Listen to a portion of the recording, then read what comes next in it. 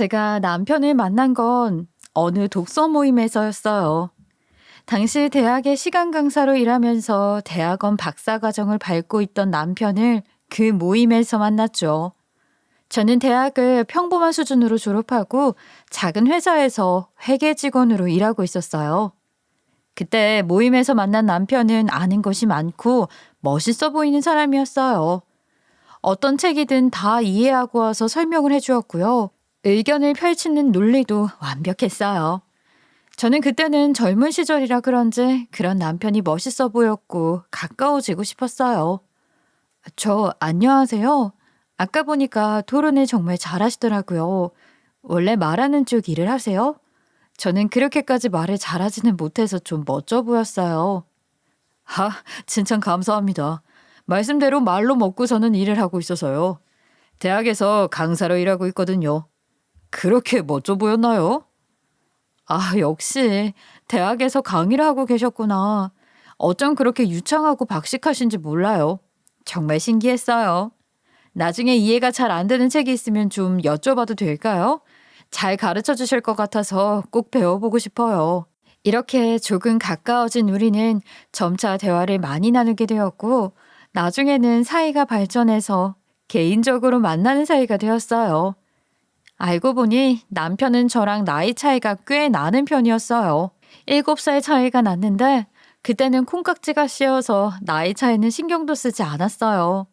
그리고 그때 눈치챘으면 좋았으련만 콩깍지 때문에 눈치채지 못했던 것이 또 있었어요.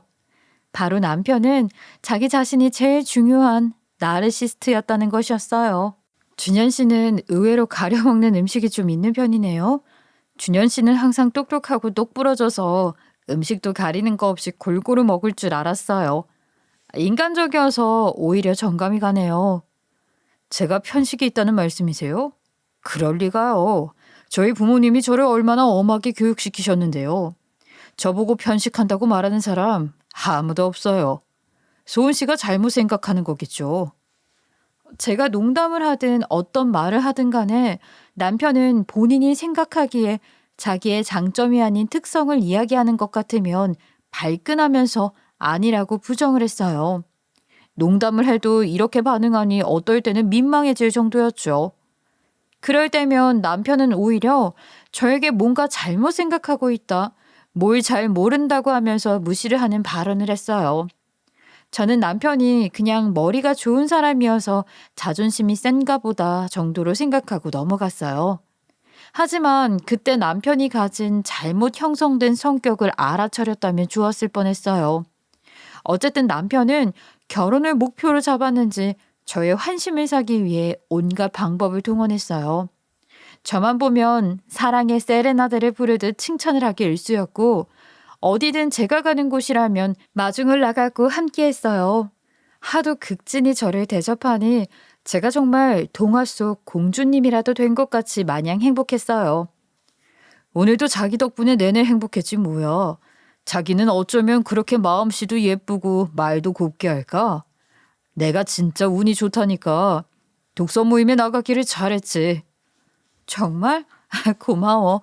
나야말로 자기 덕분에 행복해. 이렇게 나를 사랑해주는 건 우리 부모님 다음으로 자기인 것 같아. 정말 많이 사랑해? 이렇게 알콩달콩한 연애 시절을 보냈어요. 그리고 저는 명문대에서 열심히 공부하며 강의를 하고 있던 남편과 결혼까지 꼴이 나게 되었어요. 결혼을 한 후로 한동안은 행복했죠. 신혼의 단꿈이라고 말하는 것이 어떤 것인지 알 것 같았어요. 그렇게 결혼 생활이 행복하게 이어질 줄 알고 있었죠.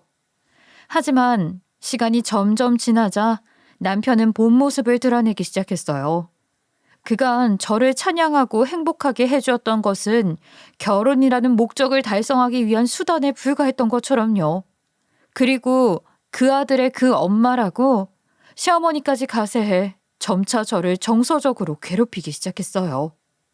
저랑 결혼하고 얼마 뒤 남편은 박사학위를 받았고 정식 교수 임용을 위한 대열에 대기를 하게 되었어요.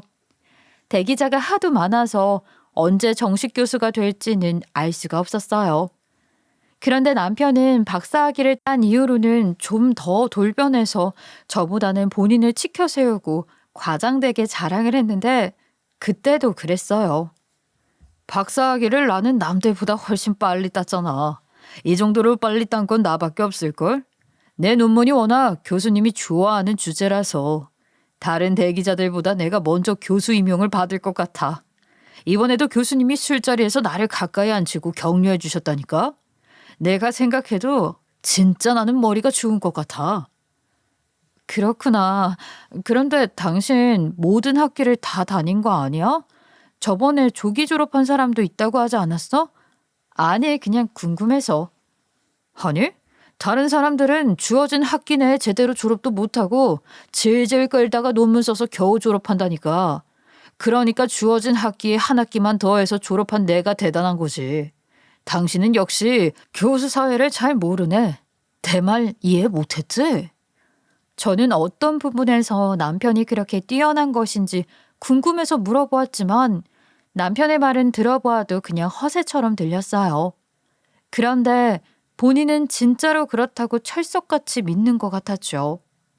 남편이 정말로 교수의 총애를 받는다면 저야 좋은 일이니 그때는 그냥 그러려니 하고 넘어갔어요. 그런데 남편은 박사학위를 따고 나자 과도한 자신감이 붙은 것인지 밖에서는 온갖 허세를 부리면서 집에서는 저를 툭하면 무시하고 깎아내렸어요. 여보, 요즘 카드값이 너무 많이 나오는 것 같더라. 최근에 혹시 돈 쓸 일이 많았어? 나도 이제 박사학위 받은 사람이잖아. 후배들 챙기려면 돈도 좀 쓰고 그래야지.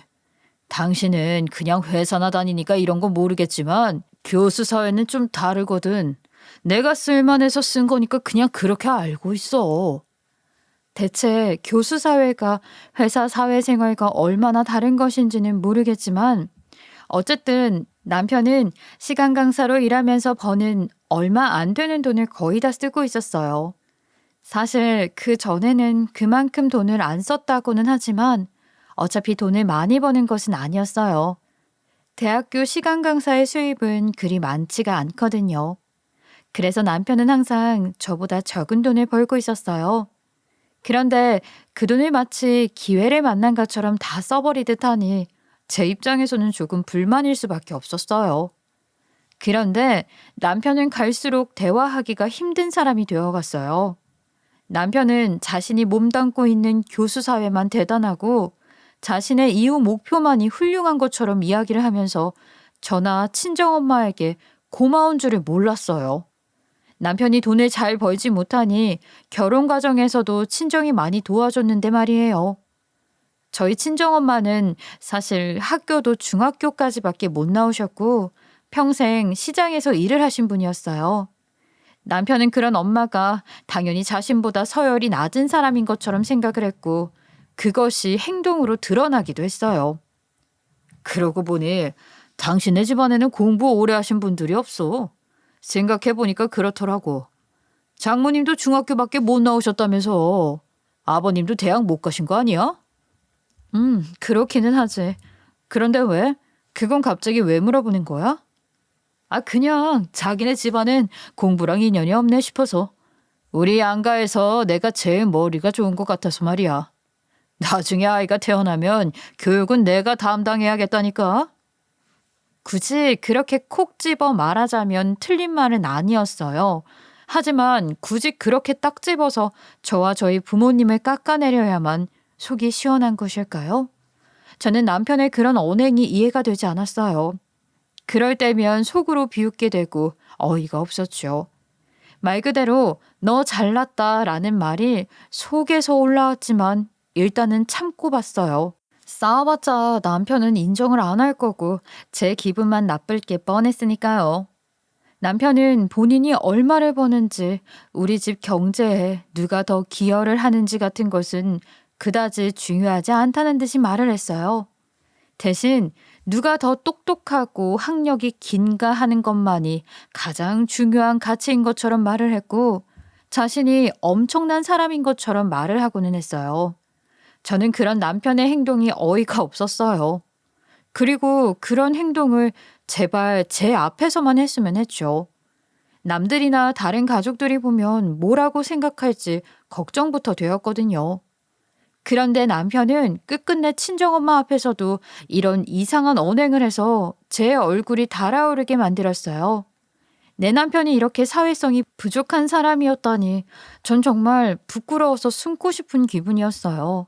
한 번은 친정엄마가 놀러 오신 적이 있었어요. 앉아서 담소를 나누는데 엄마가 이렇게 이야기를 하셨죠. 요새 뉴스에 자주 나오는 그게 뭐니? 3차 산업인가 4차 산업인가 하는 거 있잖아. 요새 그래서 시장에도 그런 거 무슨 장치 설치해 준다고 구청에서 맨날 나와. 그래서 신청하면 전통시장 살린다고 그 키오스크니 뭐니? 그런 거 설치해 주고 가기도 하더라. 어머니, 3차 산업이 아니라 4차 산업이요. 아직도 그런 것도 모르세요? 하여간 시장에서 장사하시는 분들이 뭘 알겠어요. 키오스크 설치하면 시장에 계신 분들은 잘 쓸 줄도 모를 텐데 구청에서도 쓸데없는 노력을 하네요. 아이고 그런가? 아니 그래도 구청 직원이 사용법 설명해주고 하면 따라해보면 할만하던데 하긴 전통시장 같은 곳에 이제 와서 그런 게 뭐가 필요하겠어. 남편은 엄마가 무슨 이야기를 하시면 시장에서 일하는 사람들은 질이 좋지 않고 배운 것이 없어서 그렇다는 식으로 무시를 했어요. 엄마도 처음에는 당황을 하셨지만 나중에는 그냥 웃으면서 넘기고는 하셨어요. 저는 그 광경을 보면서 어찌나 부끄러운지 엄마 얼굴 보기가 죄송스러울 정도였죠. 남편은 분명 똑똑한 사람이었는데 제가 착각을 한 것이었나 봐요. 이제는 사람들 앞에서도 이상할 정도로 자기 자랑이나 하고 상대방을 깎아내리는 등 사회성이 부족한 사람에 불과했어요. 참으로 헛똑똑이라고 속으로 생각하면서 저는 속으로 혼자 화를 냈죠. 하여간 저는 이런 상황들이 영 달갑지가 않았어요. 엄마라고 속으로 그런 상황이 좋을 리가 없었을 거예요. 남편이 저나 우리 친정엄마를 무시하고 자신은 교수라며 엄청나게 대단한 사람인 것 마냥 말을 하는 것은 정말 싫은 일이었어요. 어떨 때는 저를 굉장히 깎아내리기도 했는데 저한테 그러면 기분이 나빠도 그냥 피하고 말았어요. 하지만 친정엄마에 대해 무시하고 깎아내리는 태도는 정말로 기분이 나쁘고 그냥 넘어갈 수 없었어요. 그래서 엄마가 가시고 나면 그런 행동을 하지 말라고 확실하게 말을 한 적도 있었어요. 제 입장에서는 경고를 한 것이었죠.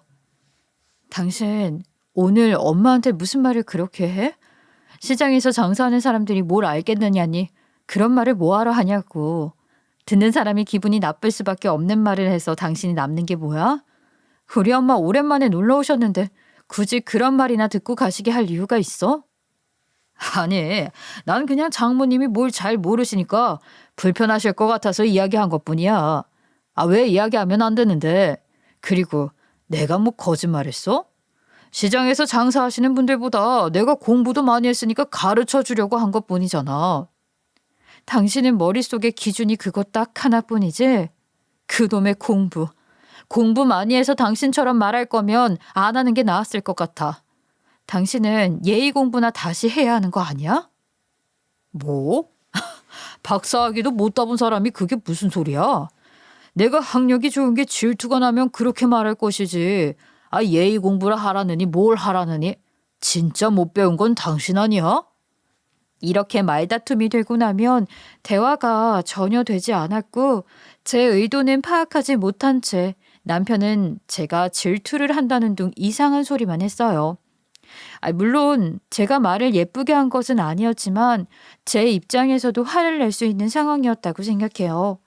그런데 남편은 한 번도 본인의 잘못은 인정을 하지 않고 제 말만 부정하고 저를 깎아내리기 일쑤였죠.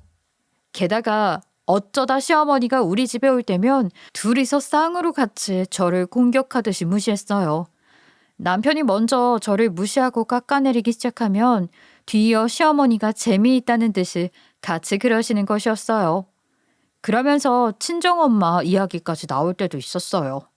전 정말 기분이 나빴지만 시어머니라서 크게 뭐라고 하지를 못했어요. 그런데 그렇다면 남편이라도 그러지 말아야 하는 것인데 남편은 아랑곳 없이 저와 우리 엄마를 무시했어요. 그런 이야기를 하면서 재미를 느끼고 자기가 뭐라도 된 양 느끼는 것 같았죠. 제가 화가 나서 엄마한테 이 이야기를 하면 엄마도 속으로는 저를 걱정하셨지만 그래도 이렇게 말씀하셨어요. 그래도 사위가 나쁜 사람은 아닐 거야. 사돈도 그냥 말을 예쁘게 하는 방법을 몰라서 그러시는 것 같아. 사람이 어떻게 완벽하겠니? 그런 면이 있는 사람들인가 보다 하고 넘겨야지. 아예 어쩌겠어.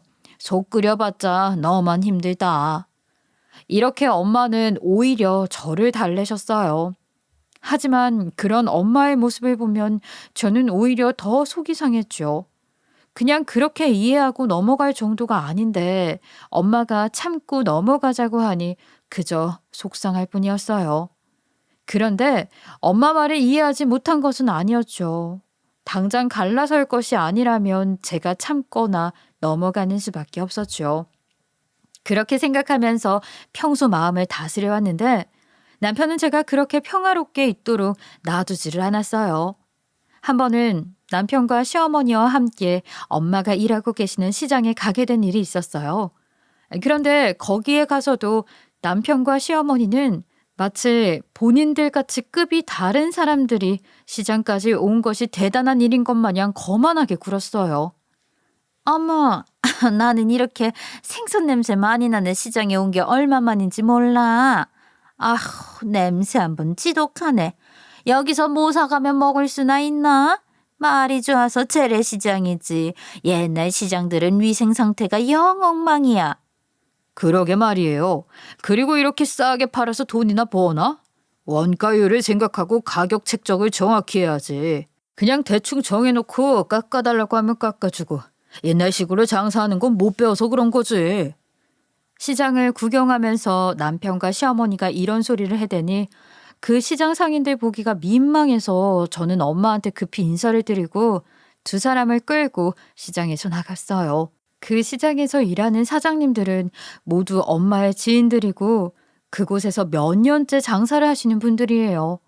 그런 분들 앞에서 장사도 해본 적이 없는 남편과 시어머니는 뭐가 그렇게 잘났는지 아주 할 말 못할 말 다 내뱉더라고요. 어쨌든 제가 남편과 시어머니를 끌고 시장 밖으로 나갔더니 두 사람은 눈치가 없는 것인지 머리가 없는 것인지 이렇게 말을 했어요. 아이고, 시장에서 더 안 있어도 되니 좋다. 안 그래도 시장 바닥에 있으려니까 불편했어. 이제 차 타고 어서 가자. 아휴, 장모님이 일하는 곳이라고는 하지만 나도 이런 재래시장은 영 불편해. 냄새도 나고 더럽고. 빨리 집에 가야겠다. 시장을 나선 뒤에도 이런 말을 하니 저는 화가 머리 꼭대기까지 났어요. 그래서 아까 그런 행동은 좀 아니라고 소신 있게 말을 했어요. 아니 그래도 아까 시장에서 다른 상인분들이 다 듣는데 그런 말을 하는 건 좀 아니잖아요? 다른 사람들이 그런 말을 듣고 어떤 생각을 할지는 생각 안 해보셨어요? 말씀이 너무 지나치잖아요. 그리고 아무리 그런 생각이 들어도 입 밖으로 그렇게 말하는 건 아니라고 생각해요. 그런데도 두 사람은 못 알아듣고 제가 별난 것처럼 이야기를 했어요. 그 정도 가지고 왜 난리야? 우리가 뭐 무슨 말을 했다고? 하여간 조금만 듣기 싫은 소리 하면 발작 버튼 눌러서 그러지? 괜한 소리 하지 말고 집에나 가. 그래, 넌 왜 그렇게 유별나게 구니? 그냥 하는 말인데 뭐가 그렇게 불만이 많아? 됐고, 듣기 싫으니까 얼른 가자. 쟤는 꼭 가만히 있다가 한 번씩 저러더라. 이런 식으로 본인들은 항상 잘못이 없다고 하니 어떤 대화도 될 리가 없었어요. 저는 그냥 점점 포기를 하게 되었어요. 제가 여러 번 이야기를 했지만 남편은 그래도 바뀌지 않았고 잘못했다는 생각조차 하지 않는 것 같았어요. 사람은 고쳐 쓰는 것이 아니라고 하더니 정말 그런 것 같았죠. 남편의 삐뚤어진 성격은 이제 와서 고칠 수 없는 것이었고 저 때문에 그렇게 된 것도 아니었어요. 시어머니가 아들을 그렇게 키운 것이라고 생각했어요. 시어머니는 아들의 성적과 성취에 집착하는 사람이었기 때문에 남편이 정말 성격 장애가 있는 사람이라면 시어머니가 키웠기 때문이라는 생각이었죠. 어쨌든 저는 남편과 시어머니 사이에서 친정엄마 이야기가 나올 때마다 정말 꾸준히 그런 식으로 말하지 말라고 이야기를 했어요. 그런데 남편은 제 말은 들은 척도 안 하는 것 같았어요. 그러다가 결국 저를 폭발시킨 사달이 나고 말았어요. 아, 참나. 진짜 웃기네. 아, 맞춤법이 이게 뭐냐? 왜? 무슨 일인데? 맞춤법? 남편이 밥을 먹다 말고 핸드폰을 보더니 갑자기 세차게 비웃으면서 맞춤법을 못 맞춘다고 비난을 하는 것이었어요. 저는 남편이 그런 식으로 무식하다고 누군가를 무시할 때 표정을 잘 알고 있었어요. 벼랑간 불안한 기분이 들어서 핸드폰을 열어 단체 채팅방을 확인해 보니 맞춤법을 틀리게 보낸 건 우리 친정엄마였어요. 아, 이것 봐. 저번에도 가르쳐 드린 맞춤법인데 또 틀리시잖아. 장모님은 무식해서 이런가? 아직도 한글을 모르시나? 하여간 시장에서 장사만 하신 분은 달라도 뭐가 달라? 이렇게 비아냥대며 친정엄마를 비웃는 남편의 그 한마디에 저는 진짜 피가 거꾸로 솟는 기분이었어요. 저는 화가 머리끝까지 나서 뚜껑이 펑 하고 열리는 것 같은 기분을 느꼈어요. 그대로 벌떡 일어나 숟가락을 책상에 세차게 내리치면서 남편에게 소리를 질렀어요. 내려친 숟가락이 튀어나가 음식이 사방으로 튀었어요. 당신 진짜 말 다 했어? 내가 다시는 그런 식으로 우리 엄마 무시하지 말라고 했지. 나만 무시하면 그만이지 왜 우리 엄마까지 이래? 당신이 아무리 교수라고 해도 당신은 기본적인 예의범절도 못 배운 사람이야? 진짜 무식한 건 당신이지. 내가 그동안 당신을 참고 그냥 사니까 진짜로 만만해 보여? 그만하라고 하면 그만하란 말이야. 저는 남편에게 고래고래 소리를 지른 뒤 바로 안방으로 들어가 남편의 옷가지들을 가방에 쑤셔 넣었어요. 그리고 현관문을 열고 남편의 가방을 문 밖으로 던지고 남편에게 가서 말했어요. 당장 일어나. 이 집에서 나가라고. 난 당신 같은 사람이랑 더 이상은 못 살아. 그러니까 여기서 나가서 알아서 살아. 제가 평소보다 훨씬 더 있는 대로 화를 내자 남편도 조금 당황한 것 같았어요. 남편은 얼빠진 얼굴로 나와 식탁을 번갈아서 보다가 제가 보통 화가 난 것이 아니라고 생각을 했는지 일단 엉거주춤 식탁에서 일어났어요. 저는 그런 남편의 등을 떠밀어 현관 밖으로 내보냈어요. 그렇게 남 무시하기 좋아하고 본인이 무슨 문제가 있는지 깨닫지도 못하는 수준이면 평생 당신 어머니랑 같이 서로 무시하면서 살아. 멀쩡한 나랑 우리 엄마 괴롭히지 말고. 그 교수 명판 하나 믿고 그동안 설쳤지. 인성이 고작 그 정도인데 교수 명판이 다 무슨 소용이야? 어차피 돈도 한 푼 없으면서 당당하기는 아주 당당해. 앞으로도 그렇게 번 돈 다 써가면서 주변 사람들 기분 나쁘게 만들어가면서 잘 살아봐. 저는 현관문을 쾅 하고 닫고 문을 잠가버렸어요. 남편이 갈 데라고는 시댁밖에 없으니 거기로 갈 터였죠. 저는 남편을 내쫓은 뒤 혼자 앉아서 엉엉 울었어요. 아주 속이 꽉 막혀서 어떻게 이 고통을 풀어야 할지 알 수가 없었죠. 남편은 문제가 참 많은 사람이었어요. 저는 문제가 있다고 생각하는데 본인과 시어머니는 절대 그렇지 않다고 하면서 저를 더 이상한 사람 취급해왔죠. 그러면서 맞춤법 그거 고작 조금 틀렸다고 우리 엄마를 무식하다느니 한글을 모른다느니 하면서 비웃는 태도에 너무나도 화가 났어요. 혼자 우는데 마음이 너무 답답했어요. 그래서 친정엄마한테 전화를 드렸죠. 사실 남편과 불화가 있어서 내쫓았다는 이야기를 들으면 엄마가 걱정하실 것이라고 생각했어요. 하지만 그래도 그때의 저에게는 엄마가 필요했죠. 그래서 전화를 드려서 상황을 설명드리고 너무너무 속상하다고 말씀을 드리고 엉엉 울었어요. 엄마, 나 그동안 정말 많이 참고 지냈는데 솔직히 이제 너무 화가 나고 비참해. 저런 이상한 남자랑 평생 살면서 나랑 엄마를 무시하는 말이나 듣고 살아야 한다고 생각하면 이게 진짜 맞나 싶어요. 엄마가 가슴 아파하실 걸 알지만 나 사실은 얼마 전부터 이혼을 하고 싶다는 생각이 자꾸 나요. 이젠 진짜 너무 힘들어요. 이렇게 말하고 눈물을 흘리고 있었죠. 그런데 엄마의 반응이 제 생각과는 다른 것이었어요. 저는 저를 나무라거나 달래서 다시 남편과 잘 지내보라고 하실 줄 알았는데 이번에는 엄마가 같이 화를 내시더니 심지어 이혼을 하라고 하시는 것이었어요. 그래 딸, 사실 엄마도 그동안 계속 봐왔는데 네가 네 남편이랑 계속 같이 사는 게 맞나 싶기는 하다. 사돈댁도 그렇고. 아유 엄마가 어쨌든 계속 장사를 해왔으니 사람을 보면 대충 파악을 하잖아. 결혼 전에는 하도 잘하기에 좋은 사람들인가 싶었는데 결혼하고 나서 가면을 딱 벗고 나니까 아주 못 봐줄 사람들이더라. 네가 속상해할 것 같고 이혼도 보통 일은 아니니까 그동안 엄마도 그냥 좋게 좋게 넘어가려고 했어. 그런데 이건 아닌 것 같다. 그리고 집에서 쫓아냈다면서 잘했다. 너한테는 그럴 권리가 있어. 엄마가 그거 관련해서 너한테 해줄 이야기도 있고. 엄마의 의외의 말을 듣고 저는 조금 놀라서 눈물이 멈추고 눈이 동그래졌어요. 저희 엄마가 저희 집으로 오신다고 하기에 알았다고 말씀을 드렸죠. 그렇게 저희 집으로 오신 엄마에게 들은 이야기는 상상도 못한 난생 처음 들어보는 이야기였어요. 딸, 실은 그동안 말 못한 이야기가 있어. 지금 이 집 네 명의로 계약한 집이지? 예, 맞아요. 남편이 벌이가 적으니까 결혼할 때 남편 이름으로 대출이 거의 안 나와서 내 이름으로 대출 받아서 내 명의로 전세 계약을 했어요. 그런데 왜요? 혹시 중간에 집주인이 한 번 바뀌지 않았니?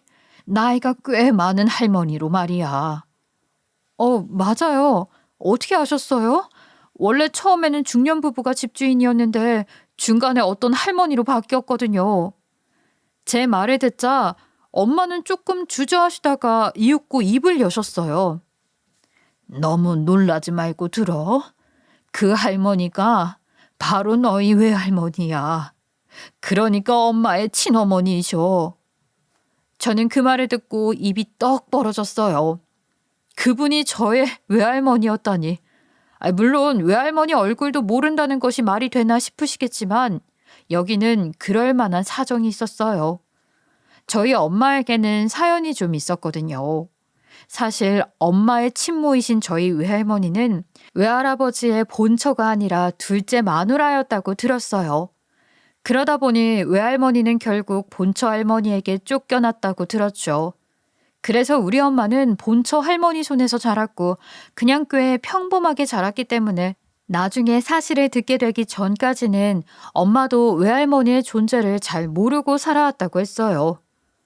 엄마는 그분이 외할머니인 걸 언제부터 알았어요, 그럼?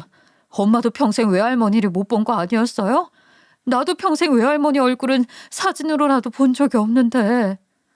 그게 실은 엄마가 결혼하고 너랑 네 동생 낳고 나서 외할머니가 엄마를 찾아왔어. 대체 어떻게 알고 찾아오셨는지는 몰라. 엄마 생각에는 너희 외할아버지가 알려준 게 아닌가 싶어. 외할머니가 쫓겨난 뒤로 두 분이 연락을 주고받은 적은 없는 것 같은데 외할머니가 다 늙어서 딸을 보고 싶다고 하니까 가르쳐 줬을 것 같거든. 그래요? 근데 외할머니가 정말로 그냥 얼굴 보러 오셨던 거예요? 엄마는 마음이 좀 어땠어요? 처음 본 것이나 다름이 없었을 텐데. 그치. 사실 엄마도 어색하더라. 거의 본 적이 없는 친어머니이다 보니 끈끈한 정 같은 것도 없고 할 말도 없는 거야. 그래서 처음 오셨을 때는 어색하게 인사만 하고 헤어졌지. 그런데 외할머니가 엄마를 여러 번 찾아오셨어. 그래서 여러 번 만나다 보니 좀 친근해지고 서로 이야기 나누면서 웃기도 하고 그랬는데 그때쯤 외할머니가 엄마한테 돈을 내미는 거야. 평생 악착같이 살면서 모은 돈이라고. 자기가 한 번도 엄마였던 적이 없으니 그 돈이라도 받아달라고 하는 거지. 그 이야기를 듣고 있으니 안타까운 마음이 들었어요. 딸을 키우지 못한 한을 평생 가지고 살면서 딸을 줄 수 있을까 싶어서 돈을 한 푼 한 푼 모았을 외할머니의 모습이 떠오르더라고요. 그, 그래서 어떻게 했어요? 그 돈 받으셨어요? 그러면 외할머니가 이 집 주인이 된 건 엄마가 이 집을 사줘서 그런 거야? 아니, 엄마는 돈을 안 받겠다고 했어. 아무리 친어머니라고 해도 이제 와서 그 이유만으로 큰 돈을 덥석 받는 건 좀 그렇잖아. 그런데 외할머니가 정말 계속 돈을 받으라고 권하시는 거야. 내가 거절을 해도 다음에 와서 또 그러셨어. 그래서 이 일을 어떡하지 하고 혼자 골머리를 썩다가 좋은 생각이 난 거지. 그때 네가 마침 결혼하고 신혼집을 마련했을 때였거든. 엄마는 외할머니에게 그 돈을 본인이 받기는 좀 그렇고 손녀딸에게 주시면 어떻겠냐고 물어보았다고 했어요. 외할머니도 제 얼굴을 한 번도 못 보았으니 엄마의 그 말에 좋아하셨다고 했어요. 그때쯤 네가 엄마한테 이야기했잖니. 너희가 신혼집으로 전세 계약한 집의 집주인이 매매로도 내놓은 상태라고. 매매 가격도 크게 차이가 안 나서 네가 그냥 살 걸 그랬나 싶었다고 했잖아. 그게 생각이 퍼뜩 나더라고. 그래서 외할머니한테 그 이야기를 해드리고 그 집을 사서 나중에 너한테 바로 증여를 해주라고 말씀을 드렸지. 그런데 갑자기 그런 이야기를 하면 너도 놀랄 것 같고 어차피 그 아파트가 가격이 좀 더 오를 예정이어서 일단 외할머니 명의로 구입을 하고 나중에 네 명의로 증여를 하기로 한 거야. 외할머니도 엄마의 말을 듣고 당연히 오케이를 했고 엄마와 외할머니는 우리 가족들 모르게 집 매매 계약을 했다고 하셨어요. 사실 말할 수도 있는 일이었지만 엄마와 외할머니도 서로 어색한 마당에 마음의 준비가 좀 더 필요했다고 하셨죠. 그러고 보니 엄마의 이야기를 듣고 나니 떠오르는 장면이 있었어요. 집주인이 할머니로 바뀐 뒤 그 집주인이 한번 저희 집으로 인사를 온 적이 있었죠. 그런데 양손에 과일이며 예쁜 꽃 같은 것을 가득 들고 오신 것이었어요. 저희는 집주인이 이렇게 선물을 들고 오니까 고맙기는 했지만 신기했어요. 보통 세입자들이 선물을 주는 경우는 있어도 집주인이 이렇게 세입자에게 선물을 주는 것은 흔치 않은 일이었으니까요. 그래도 어쨌든 반갑게 맞이하고 선물을 받아들자 집주인 할머니가 한가득 웃으면서 말씀하셨어요. 아이고, 정말 예쁜 신혼부부네. 어쩜 이렇게 고와요. 이렇게 만나서 반가워요. 이제 제가 이 집주인이 되었으니 앞으로 잘 부탁할게요. 항상 건강하고 종종 얼굴 봐요. 집주인 할머니가 너무나 반가워하고 좋아하니까 저도 웃으면서 인사를 드렸고 그냥 좀 과하게 친절한 집주인이구나 생각했어요. 어쨌든 그게 저와 외할머니의 첫 만남이었던 것이죠. 엄마, 그 할머니가 우리 외할머니일 줄은 진짜 전혀 몰랐어. 그때 나를 처음 만나면서 얼마나 반가우셨을까. 그래서 그렇게 한바구음으로 말씀을 하셨던 거구나. 나도 엄마랑 같이 외할머니 뵈러 가야겠다. 그렇게 모든 사정을 알게 된 저는 얼마 후 엄마와 함께 외할머니를 만나게 되었어요. 제가 외할머니라는 것을 알았다고 말씀드리자 외할머니는 눈물을 흘리면서 저를 꼭 껴안으셨어요. 내가 지은 죄가 많아서 우리 딸이랑 손주는 못 볼 줄 알았는데 이렇게 만나서 정말 기쁘다. 어쩜 이렇게 예쁠까? 이렇게 만나러 와줘서 정말 고마워. 내가 네 외할머니야. 그렇게 저와 엄마, 외할머니 그리고 동생은 잠시 동안 눈물바다가 되었어요. 그러다가 저희는 감정을 추스르고 외할머니에게 소식을 전했어요. 외할머니, 이렇게 어렵게 만나 뵈었는데 안 좋은 소식을 전해드리게 되었어요. 저도 이렇게까지 되지 않기를 바랐는데 그게 실은 얘가 이혼을 하게 되었어요. 처음에는 어떻게든 살아보려고 했는데 도무지 안 될 것 같아서 저도 이혼하라고 말을 했거든요. 외할머니는 놀란 눈치셨지만 제가 하는 이야기를 꼼꼼히 들으셨어요. 저는 제 남편과 시어머니가 어떤 행동을 했는지, 왜 제가 이혼까지 결심하게 되었는지 외할머니에게 말씀을 드렸어요. 사실 첫 만남에 이런 이야기까지 해도 될까 싶은 마음이 있었지만 막상 말을 시작하니 폭포처럼 쏟아져 나왔어요. 저도 제가 정말 쌓인 게 많았구나 싶었죠. 어쨌든 이야기를 다 들은 외할머니가 잠시 침묵하시더니 저를 안쓰럽게 바라보시면서 이렇게 말씀하셨어요. 손녀를 처음 보자마자 이런 이야기를 해도 될지 모르겠지만 이 외할머니가 평생 혼자 살았잖니. 그런데 혼자 살아보니까 그것도 꽤 나쁘지는 않더라. 보니까 남편이 제정신은 아니고 마음이 많이 아픈 사람인 것 같은데 그렇게까지 네 마음 상해가면서 평생 살 필요는 없다. 외할머니도 떳떳하지는 못해서 이런 말 하는 게 적당한지 모르겠지만 그래도 지금 네 행복을 위해서는 그런 결정을 하는 것도 괜찮아. 외할머니가 이렇게 말씀을 해주시니 저는 또 왈칵 눈물이 나더라고요. 저를 나무랄 줄 알았던 외할머니가 제 마음을 알아주시고 이렇게 따뜻한 말씀까지 해주시니 마음속에서 무엇인가 울컥 올랐어요. 제가 눈물을 뚝뚝 흘리자 엄마와 외할머니가 저를 위로해 주셨죠. 그 뒤 저와 엄마 그리고 외할머니는 그 못된 남편과 시어머니에게 아주 제대로 대갚아주기 위해서 행동을 시작했어요.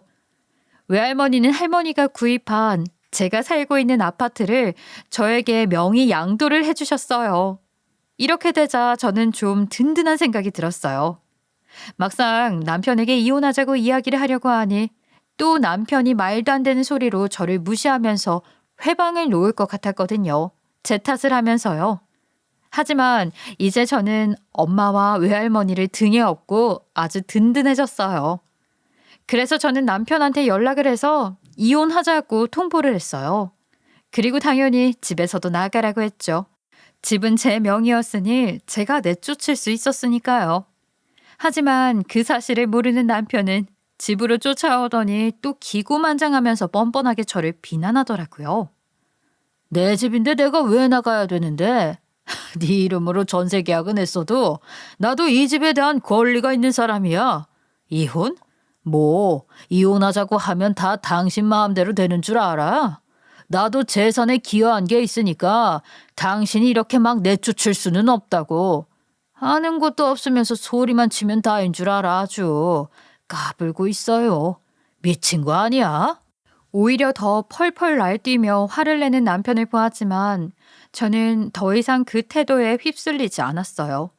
저는 오히려 남편의 그런 꼴을 빤히 보면서 구경하고 있다가 전화를 걸어서 저희 외할머니를 불렀어요. 당신이 이 집에 권한이 있다고? 아니, 그렇지 않아. 뭘 근거로 그렇게 말하는데? 그리고 당신이 번 돈은 당신이 다 썼으면서 재산 기여 같은 소리 하는 거 아니야. 그리고 이 집은 내 권한이라는 거 알려줄 분이 여기 있어. 집주인 할머니가 웬일이세요? 이 사람이랑 뭐 관련이라도 있으세요? 우리가 이혼하는데 집주인이 무슨 관계인데? 앞뒤가 맞는 소리를 해봐, 이 무시가. 이제 이분은 집주인 할머니가 아니셔. 그리고 그냥 집주인이 아니고 이분이 내 외할머니야. 나도 사실 알게 된 지 얼마 안 되었는데 외할머니가 나한테 주려고 이 집을 사두신 거였더라 하시더라. 그래서 이번에 증여받았어. 자, 당신 눈으로 확인해봐. 그리고 당신 아주 똑똑하니까 잘할 거야. 원래 증여는 이혼할 때 재산 분할 안 되는 거 잘 알지? 저는 남편에게 집 증여 서류를 내밀었어요. 거기에는 똑똑히 제가 이 집을 증여받았다고 적혀 있었죠. 남편은 그것을 믿을 수 없다는 듯이 한참 들여다보더니 눈을 동그랗게 뜨고 저와 서류를 번갈아 바라보았어요. 그러더니 남편은 그제서야 제 바지가랑이를 잡고 살려달라고 비는 것이었어요. 여보, 이혼 소송이라니 무슨 소리야? 나 그러면 어디에서 살라고 그래? 우리 부모님 댁에서는 못 살아. 방도 없는데 어떻게 살아? 이렇게 갑자기 내쫓는 건 정말 아니지. 내가 이제 대학 교수가 될 예정인데 당신도 내 덕 좀 봐야 하지 않겠어? 다시 좀 생각해봐. 진짜 정말 웃기고 앉아있네.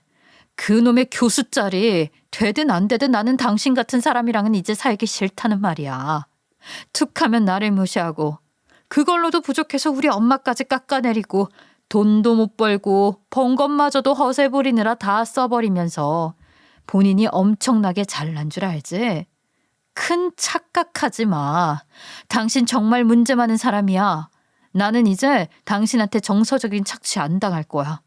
본인만 잘나고 싶어서 남을 깎아내리지 않고는 참을 수 없는 당신 같은 사람이랑 더 이상 같이 살지 않을 거라고.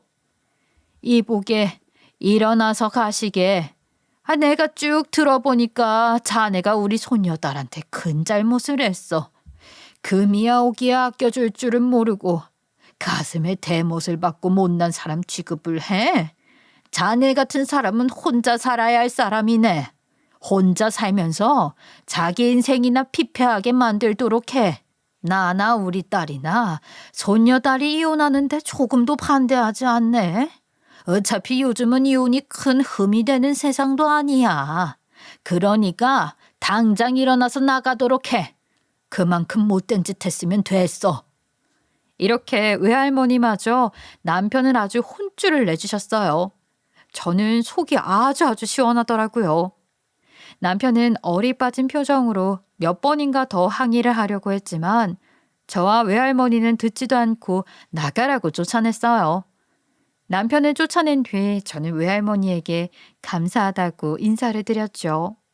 외할머니도 그동안 고생이 많았다고 이제 괴롭힘 당하지 말고 꽃처럼 활짝 펴서 살라고 말씀을 하셨어요. 그 후 저는 이혼 소송을 진행했어요. 변호사를 선임했기 때문에 그 인간을 다시 만날 일은 없을 줄 알았는데 이 인간 중간에 또 찾아왔더라고요. 그러면서 또 저한테 사정을 하는 것이었어요. 여보, 진짜로 한 번만 생각해봐. 내가 앞으로는 더 잘할게. 내가 뭘 잘못했는지 반성도 많이 했어. 나 진짜 이젠 당신밖에 없단 말이야. 그러니까 한 번만 다시 생각해봐. 싫다니까? 몇 번을 말해야 알아들어. 이제 얼굴도 보고 싶지 않으니까 찾아오지 말라고 했잖아. 그리고 당신한테 왜 나밖에 없다는 거야? 그렇게 잘난 척하면서 박사학위 땄다고 자기가 대단하면서 기고만장했잖아. 무식한 나 말고 똑똑한 명문대생 만나면 될 텐데 이제 와서 그딴 소리야? 아니, 나 이제 강의 안 나가고 있어. 그래서 진짜로 당신밖에 없다고 하는 거야. 내가 이렇게 사정이 딱한데 정말로 그냥 못 본 척 할 거야? 여보, 그리고 정말로 이혼할 거야? 나한테 너무하는 거 아니야. 너무한다고? 너무했던 건 당신이지. 그리고 시간 강사에서 잘렸다고? 거기서는 또 무슨 짓을 해서 잘리기까지 했니? 나한테 그랬던 것처럼 아주 무례한 짓을 하고 다녔니? 그리고 내가 혹시나 당신 받아준다고 해도 당신은 위기만 지나가고 본인이 잘난 것 같으면 또 그럴 사람이야. 사람이 바뀌는 줄 알아? 심지어 당신처럼 반성할 줄 모르는 사람은 더더욱 바뀌지 않지. 나는 예전에 당신한테 무시당하던 때만 생각하면 내 자신이 정말 불쌍해. 그래서 난 다시는 그렇게 살 생각이 없어. 나는 내 가치를 알아주고 아껴주는 사람을 만날 거야. 그러니까 이제 더 이상 찾아오지 말고 알아서 잘 살아 좀. 저는 그렇게 전 남편을 완전히 쫓아냈어요. 그리고 교수직에서 잘렸다는 전 남편의 말에 궁금해서 건너 알고 지내던 종종 연락하던 대학의 행정 직원한테 연락을 해보았어요. 나름 친해져서 언니 동생으로 부르던 사이였어요. 연락을 해서 전 남편에게 무슨 일이 있었냐고 물어보았어요. 그리고 이혼 소송 중이니 그냥 속 시원하게 말해줘도 된다고 했죠. 그랬더니 그분이 이렇게 말하더라고요. 언니, 실은 언니한테는 그동안 말할 수 없었어. 그런데 그 교수님이 대학에서 후배들한테 항의를 정말 많이 받았거든. 그래서 결국 이번에 재계약이 안 되고 잘리게 된 거야. 언니가 이혼한다고 하니까 그냥 솔직히 이야기하는데 대학에서 후배들에게도 말도 안 되는 소리를 일삼았거든. 예전에는 분명히 안 그랬는데 박사학위를 따자마자 태도가 돌변을 한 거야. 자기한테 잘 보이면 알아서 자리를 마련해 주겠다는 등 아직 어떤 권한도 없는 시간 강사이면서 후배들을 꼬드기고 술 마시러 가며 후배들한테 춤을 춰봐라, 노래를 불러봐라 하면서 갑질을 했다고 하더라고. 그래서 후배들의 불만이 폭발했고 항의가 많이 들어와서 교수직에서 계약 해지가 된 거야. 정말 안에서 새는 바가지, 밖에서도 샌다는 말이 정말이었어요. 저는 그 이야기를 듣고 헛웃음이 나왔죠. 진짜 못난 사람이라는 말밖에 안 나왔어요. 결국은 본인의 성격과 문제를 컨트롤하지 못해서 여기저기에 그런 짓을 하고 다닌 것이었어요. 그렇게 잘렸다는 말을 들으니 속으로 정말 고소했죠. 지금은 이혼 과정이 끝나서 전남편이 되었어요. 지금은 엄마와 외할머니와 왕래하면서 혼자 사는 삶을 다시 만들어가고 있는데 제 마음이 그렇게 편할 수가 없어요. 나르시스트 성격 장애가 있는 전 남편에게 계속 정서적인 괴롭힘을 받았는데 이혼 후에 거리를 두고 살게 되자 전 남편에게 받았던 상처가 차츰 나아지면서 결혼하기 전처럼 행복해졌어요. 지금은 제가 좋아하는 취미 활동도 하고 새로운 사람들도 만나면서 즐겁게 지내고 있어요. 전 남편을 만났었던 독서 모임에는 나가지 않고 있지만 전 남편은요, 아직도 그 독서 모임에 나가면서 또 여자들을 후리고 다닌다고 모임 사람들에게 들었어요. 참, 아직까지도 저러고 사니 한심하기 그지없고 애 없을 때 헤어지길 천만 다행이었어요. 친정엄마도 처음에는 걱정하셨지만 지금은 잘했다고 저를 격려해주고 계세요. 함께 있어서 행복한 사람과 살아야지 나를 불행하게 만드는 사람과 살면 안 되는 것 같아요. 하마터면 자존감을 다 빼앗기고 불행한 삶을 살았을 것 같아요. 지금이라도 되찾은 제 삶을 즐기면서 더 좋은 사람을 만나보려고요. 제 이야기는 여기까지예요. 제 이야기 들으신 분들도 모두 좋은 사람들만 가까이 하시고 행복한 일상을 보내시기를 바랄게요. 들어주셔서 감사합니다.